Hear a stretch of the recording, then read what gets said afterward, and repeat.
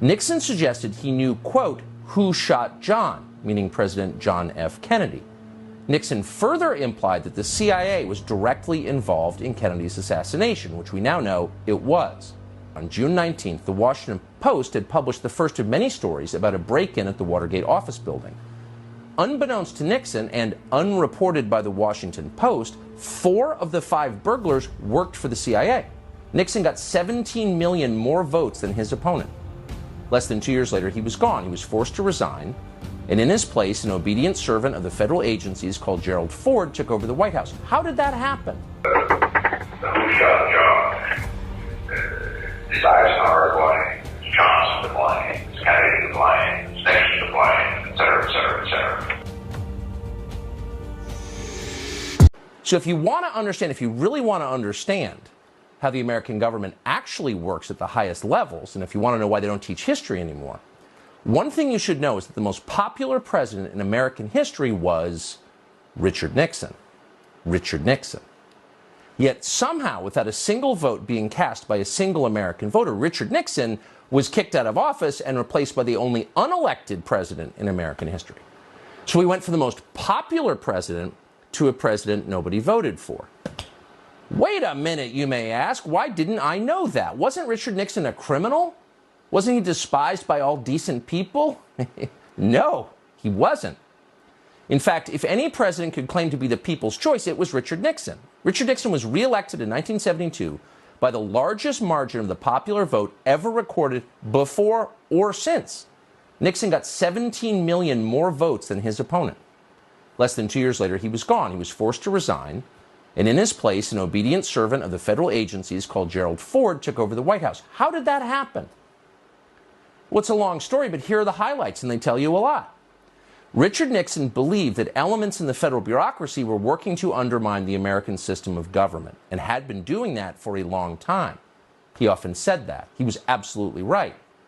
On June 23, 1972, Nixon met with the then CIA Director Richard Helms at the White House. During the conversation, which thankfully was tape recorded, Nixon suggested he knew, quote, who shot John, meaning President John F. Kennedy. Nixon further implied that the CIA was directly involved in Kennedy's assassination, which we now know it was. Helms's telling response? Total silence. But for Nixon, it didn't matter because it was already over.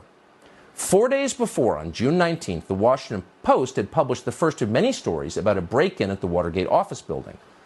Unbeknownst to Nixon and unreported by the Washington Post, 4 of the 5 burglars worked for the CIA. The first of many dishonest Watergate stories was written by a 29-year-old Metro reporter called Bob Woodward. Who exactly was Bob Woodward? Well, he wasn't a journalist. Bob Woodward had no background whatsoever in the news business.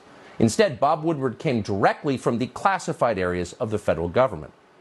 Shortly before Watergate, Woodward was a naval officer at the Pentagon. He had a top-secret clearance. He worked regularly with the intel agencies.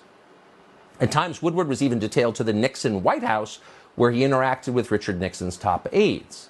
Soon after leaving the Navy, for reasons that have never been clear, Woodward was hired by the most powerful news outlet in Washington and assigned the biggest story in the country. And just to make it crystal clear what was actually happening, Woodward's main source for his Watergate series was the deputy director of the FBI, Mark Felt. And Mark Felt ran, and we're not making this up, the FBI's COINTELPRO program, which was designed to secretly discredit political actors the federal agencies wanted to destroy, people like Richard Nixon. And at the same time, those same agencies were also working to take down Nixon's elected vice president, Spiro Agnew. In the fall of 1973, Agnew was indicted for tax evasion and forced to resign. His replacement was a colorless congressman from Grand Rapids called Gerald Ford. What was Ford's qualification for the job? Well, he had served on the Warren Commission, which absolved the CIA of responsibility for President Kennedy's murder. Nixon was strong-armed into accepting Gerald Ford by Democrats in Congress. Quote, "We gave Nixon no choice but Ford," Speaker of the House Carl Albert later boasted. 8 months later, Gerald Ford of the Warren Commission was the President of the United States. See how that works? So those are the facts. Not speculation, all of that actually happened. None of it's secret. Most of it actually is on Wikipedia. But no mainstream news organization has ever told that story. It's so obvious, yet it's intentionally ignored.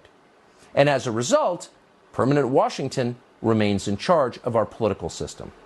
Unelected lifers in the federal agencies make the biggest decisions in American government and crush anyone who tries to rein them in. And in the process, our democracy becomes a joke. Now, you may have noticed that the very first person in the Trump administration the agencies went after was General Michael Flynn. Why Flynn? Because Mike Flynn was a career Army intel officer who ran the Defense Intelligence Agency. In other words, Mike Flynn knew exactly how the system worked, and as a result, he was capable of fighting back. 4 days after Donald Trump's inauguration, the FBI lured Mike Flynn into a meeting without his lawyer, concocted a series of fake crimes, and forced him to resign. So that's how things actually work in Washington. Let's stop lying about it. Joe Biden, meanwhile, whooped like a hyena when the Justice Department destroyed Mike Flynn. So there is, we have to say, a certain perverse justice in watching something very similar happen to Joe Biden himself 6 years later. Joe Biden does not deserve our sympathy. He's being shafted, but don't weep for him. And yet the rest of us do deserve a better system, an actual democracy. On June 23, 1972, Nixon met with the then CIA Director Richard Helms at the White House. During the conversation, which thankfully was tape recorded,